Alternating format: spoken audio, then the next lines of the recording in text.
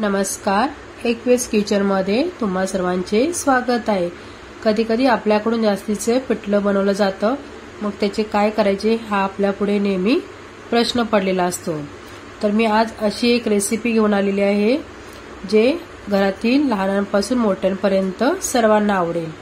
आपण त्यापासून पिठलं आणि ज्वारीचे वडे बनवणार आहोत। मस्त खमंग आणि स्वादिष्ट असे हे वडे बनतात आणि घरी सगळ्यांना आवडणारा असा हा पदार्थ बनतो। तुम्ही ते पाहू शकता किती छान वडा फुगलेला आहे। तर वेळ न घालवता आपण कृतीला सुरुवात करूया। इथे मी पिठलं घेतलेलं आहे, हे 1 वाटी पिठलं घेतलेलं आहे।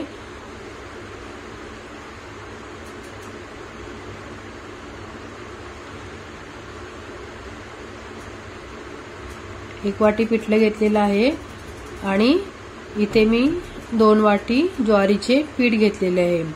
पीठ चांगलं चाळून घेतलेलं आहे। आता त्याच्यामध्ये अर्धी वाटी मी गव्हाचे पीठ घातलेले आहे।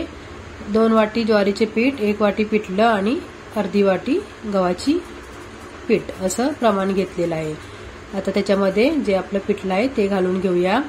चवीसाठी मी इथे कांदा बारीक चिरून घेतलेला आहे आणि भरपूर सारी कोथिंबीर घालायची। कोथिंबीरीने मस्त खमंग असे पिठले बनते आणि चवीलाही मस्त बनते।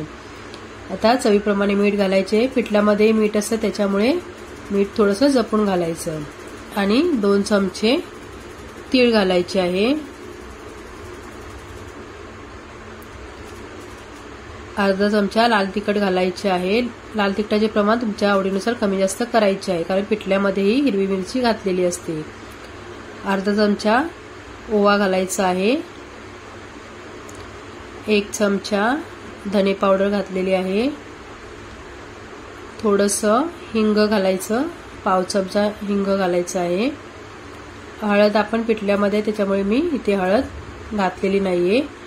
आता हे सर्व छान मिक्स करून घ्यायचं आहे।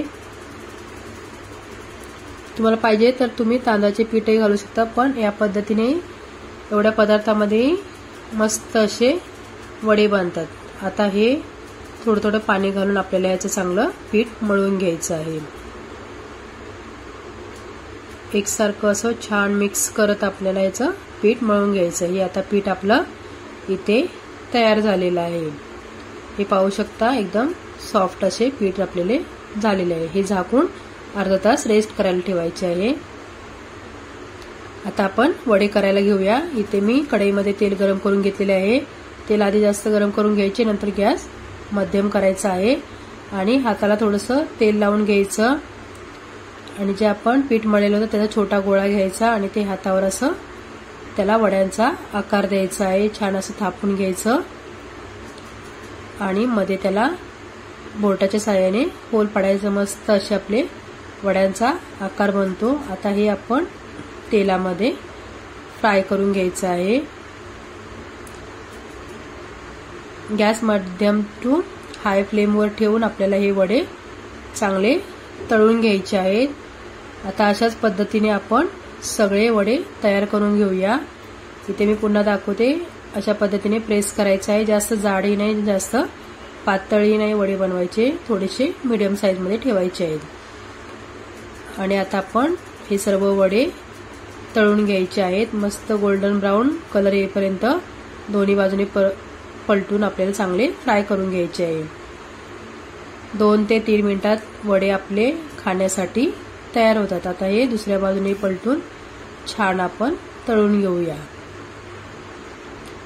तुम्ही ते पाहू शकता कलर किती छान आलेला आहे। मस्त असे गोल्डन ब्राऊन आपले वडे खाण्यासाठी तयार आहे। आता आपण हे प्लेटमध्ये काढून घेऊया।